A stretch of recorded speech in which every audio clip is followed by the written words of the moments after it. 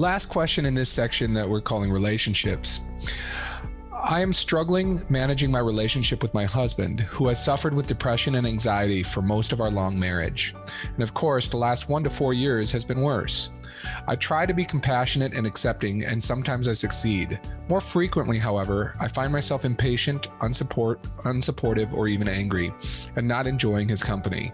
Often I just want to be alone or to be with somebody but him, so I don't have to witness his struggling with his mental health issues.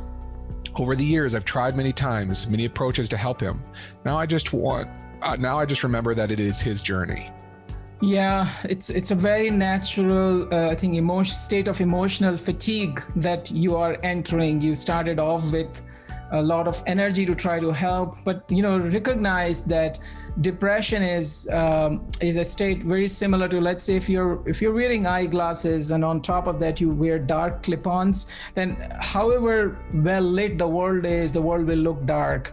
Those people who have such depression, which is not easy to treat, have almost like a little film on their brain, and they just cannot see the world bright, and the world looks dark to them. And I think here again we talk about intentionality. If you can remove that intentionality, because many times we feel like, why are you so upset?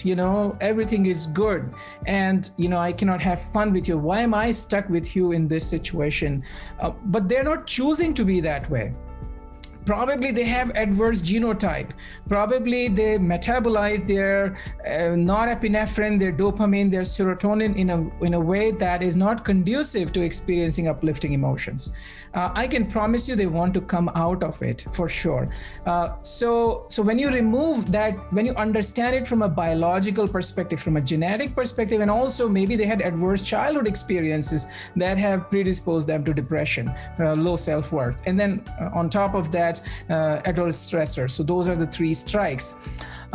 So the purpose is for you to have authentic compassion. They are your spiritual stress test, because they are calling you to up your compassion muscles. So that is the first attitude part towards them. Now towards being compassionate being compassionate towards your own self is very important, so you don't experience fatigue.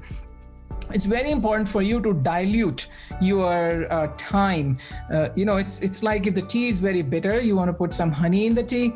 So you dilute your time in the sense that you spend more time with friends who are more upbeat. You read books that are more upbeat. You participate in resilience and healing approaches that lift you up. You engage in meaningful activities. So you find your source of joy from the world and from your faith and from your readings and from your activities. So you can compensate for the energy drain that happens to you in this personal life. And then sometimes it helps to ask, when I'm 85 years old, what will I regret? Will I regret judging this person, or will I regret that I used to be, fatigued, but I chose to take care of myself?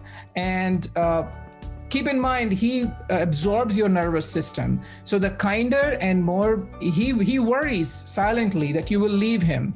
And that may be one of his fears that keeps him depressed.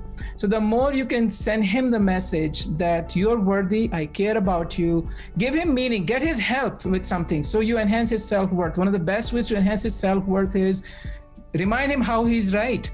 Remind him how he helped you through a difficult situation.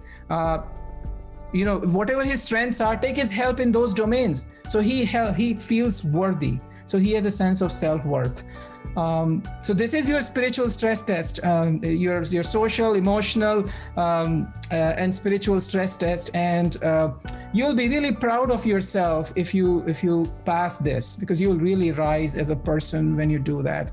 Nothing is not perfect. It's perfect. It's going to be challenging, but that's how life is. Our brain is under construction right now as we are evolving as a species, and it is painful to drive on roads that are under construction. In Rochester, Minnesota, they're either under construction or there's snow on the road, right? So yeah. I admire you for